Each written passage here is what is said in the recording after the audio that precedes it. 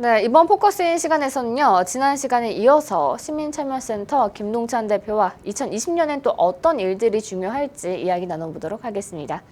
네, 안녕하세요. 안녕하세요. 네, 또 이번에는 저번 시간에는 2019년에 대해서 좀 짚어보는 시간을 가졌는데, 네. 이번에는 2020년엔 또 어떤 것들이 중요할지 좀 이야기를 나눠볼까 해요. 네, 2020년에 미국 최대 이슈는 뭐가 있을까요? 네.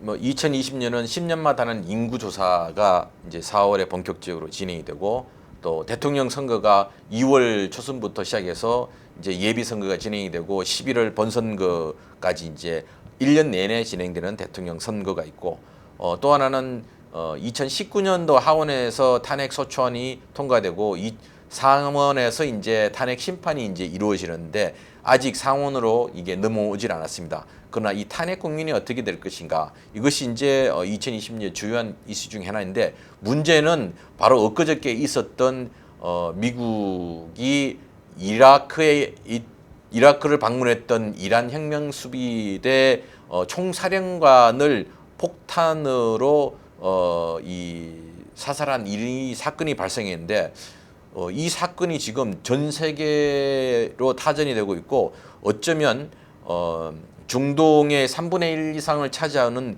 시아파 전체하고 미국이 전면전을 해야 될 가능성이 생기는 갑자기 발생한 이 문제인데 이 문제들이 2020년대에 큰 문제가 화두가 되지 않겠는가. 물론 그럼에도 불구하고 이 인구조사 대통령 선거는 이제 진행이 되고 이제 과연 이 상황 속에서 트럼프 대통령이 재선에 유리한지 불리한지 이제 중요하라고 봅니다.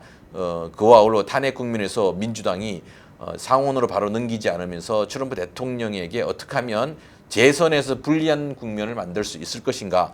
이 탄핵이라는 아젠다를 가지고 민주당이 계속 이제 이런 그 노력을 하고 있습니다. 근데 더 큰 위기의 상황은 지금 이란과의 관계 문제이고 또한 아울러 작년에 끝나지 않은 북미 협상이 오히려 트럼프 대통령이 발목을 잡고 있으면서 2020년도에는 이란과 북한이라는 이슈가 미국을 계속해서 괴롭힐 가능성이 높다 이렇게 판단되어집니다. 네, 저도 방금 이제 또 그 기사에 대해서 접했는데요. 뭐 이란 쪽에서 뭐 전쟁도 뭐 하겠다라는 그런 의지를 내비치고 있는 상황이더라고요.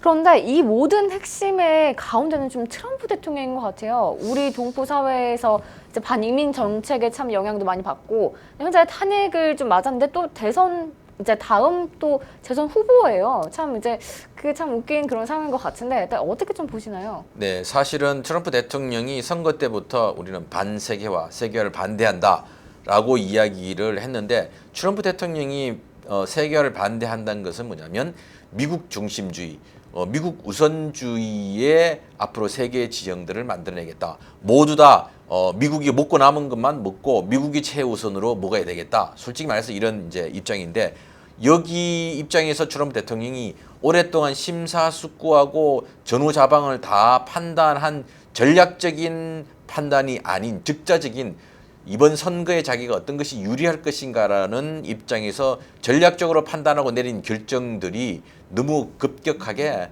기존의 미국의 일상적인 전략하고 배치되면서 결정이 나고 실행이 되면서 오히려 본인이 내렸던 전략적 판단들이 본인의 발목을 잡는 상황이 지금 발생하지 않는가 이런 상황입니다. 특히 이제 북미 대화의 문제에 있어서 지금 트럼프 대통령이 발목을 잡고 있고 또 이란에 대해서 이거는 과거 어떤 미국의 대통령도 상상하지 않았던 것을 현실로 옮겨버렸거든요.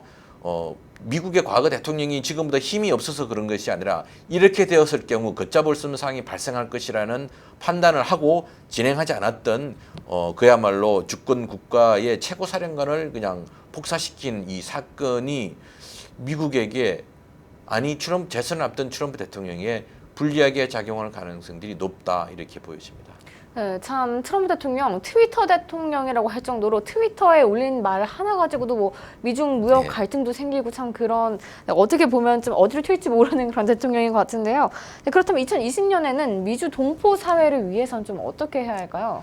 네, 그럼에도 불구하고 우리 미주동포 첫 번째 인구조사 제일 중요한 아젠다로 세우고 한인 동포들이 참여해야 됩니다. 이 뉴저지 같은 경우는 한인들이 상당히 많이 늘었거든요. 그 늘은 만큼 한인들의 인구가 정확하게 이제 카운트돼야만 여기에서 대접을 받을 수가 있습니다. 바로 정치적인 선거구 재조정을 할 때 우리 한인들에게 유리한 재조정을 이번에 또 만들어내야 되고, 또 한인 정치인이 그로 인해서 발판을 삼고 나갈 수 있는 그런 계기가 되고, 또 연방정부나 주정부에서 한인 커뮤니티에서 주는 그랜트라든지 돈이 훨씬 더 많이 늘어나게끔 우리가 만들어야 될 것입니다. 그리고 또한 뉴욕 같은 경우 이제 주 하원 40지역구 이 자리를 수성하고, 또 그동안은 미국 사회에서 서로 그냥 같이 그냥 얼굴 보고 살았던 조선족 동포, 그다음에 지금 한인 커뮤니티와는 좀 가깝지 않은 고려인 동포들이 이번 인구조사 캠페인을 통해서 이 범한민족 이 계열들로 다 함께 연합할 수 있게끔 하는 그런 인구조사가 필요하다 봅니다. 그분들도 다 민족 배경이 코리안이기 때문에 인구조사에는 반드시 코리안으로 이렇게 쓸 수 있게끔 우리가 캠페인을 해야 되고, 대통령 선거, 연방 선거 이번에 중요합니다. 물론 이 한인들의 숫자에 비해서 큰 연방 전국적인 선거이지만, 그러나 이 기회에 유권자 등록률과 투표를 확 높일 수 있는 그런 절대의 기회이기 때문에 한인들이 더 많은 관심과 참여를 가지고 이번 대통령 선거에 맞이해 주시기 부탁드리고, 또 한인 유일의 정치인 연방 의원인 앤디 김 의원이 이제 재선에 나서는 겁니다. 이 지역에 지난 미국 내 시빌 워, 그다음에 시민 전쟁, 그러니까 남북 전쟁 이후에 한 번도 민주당이 재선이 된 적이 없습니다. 그런데 이번에 앤디 김 후보가 정치인이 이제 재선에 나오는데, 만약에 앤디 김 연방 의원이 이번에 재선을 하면 미국의 새로운 역사를 쓴 최초의 아시안이 되는, 그리고 한국인이 되는 그런 것이기 때문에 한인들이 많은 관심을 가지고 봐야 되지 않겠는가. 그리고 뉴욕주 상하원 선거 그동안 조용히 진행되는데, 이번 선거에서 란김 주 40지역구 한인 의원 지역구에 중국계 후보가 지금 출사표를 던졌습니다. 그래서 큰 이 어떤 그 선거 경쟁이 이루어지지 않을까 이런 상황인데, 결론적으로 우리 동포들이 얼마만큼 유권자 등록을 더 많이 하고 투표하는가에 따라서 2020년 미주 동포들을 위한 해가 될 것인지 아닐지 그게 보일 거라고 봅니다.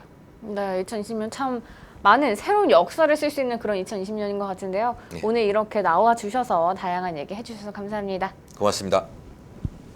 네, 오늘 포커스인 시간에서는요, 시민참여센터 김동찬 대표와 2020년에 어떤 일이 좀 중요할지 이야기 나눠봤습니다.